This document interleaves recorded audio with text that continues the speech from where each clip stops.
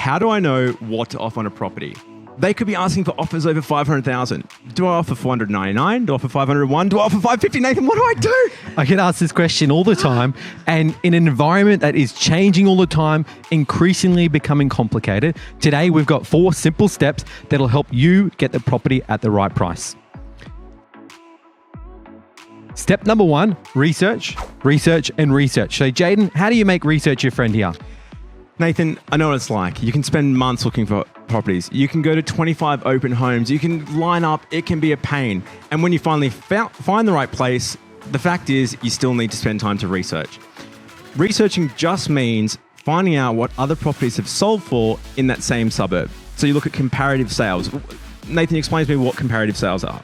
Simply put, properties that are the same as the property you like, selling within a recent period. So same amount of bedrooms, same amount of bathrooms, same size land that have sold within the last 3 months. You can do this quite easily just on realestate.com.au. Usually even at the bottom of your the property that you're looking at, there'll be some recent sales listed there.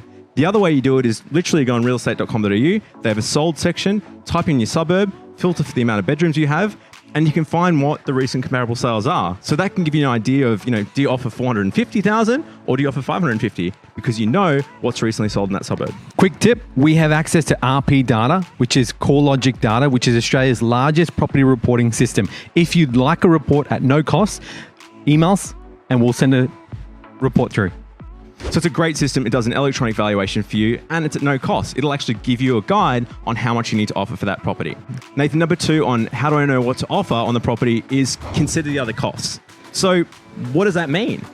What other costs are there? Yeah, exactly right. So there's multitude of other costs that are involved with purchasing a property. It's not just my bank deposit. That's exactly right. You've got stamp duty, you've got government fees, you've got lender's mortgage insurance if you have minimal deposit. So remember all the costs involved with a purchase, budget accordingly.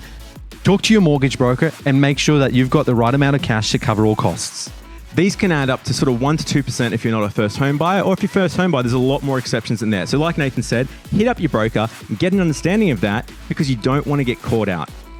Number 3 on how do I know what to offer is understanding the current market. Nathan, how do you know? Just put your finger in the air and hope to feel the wind. How do you know the current market? What is it? Yeah, so there's heaps of data out there. The best one I've found is Hare & Todd White. They're Australia's largest property valuer. Each month, they release a report and they show us where the market's trending. We'll put a link in the description.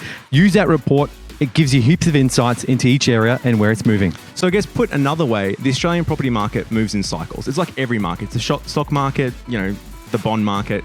The property market is no different. Sometimes you're moving in a market that's going up and it's a upswinging market, or you might be going in a downswinging market or one that's kind of easing up a bit.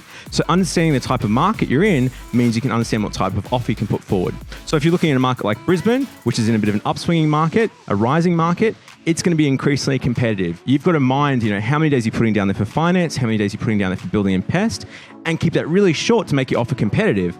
On the other hand, if you're looking in, say, Sydney, where it might be a softening market, a bit of a cooling market, you might be able to put in cheeky offers. You might have more time to put for your building and pests, for your finance. You can take your time because there's not as much competition in there.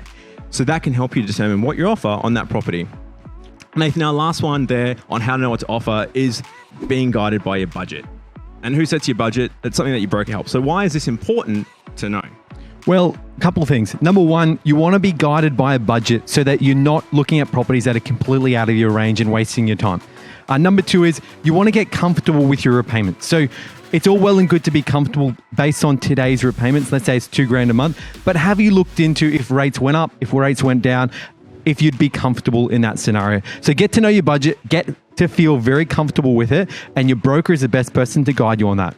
Great tips. Which one did you guys like? Let us know in the comments. We'd love to hear from you. And if you've got any questions or if you want that little RP data report, hit us up at huntergalloway.com.au.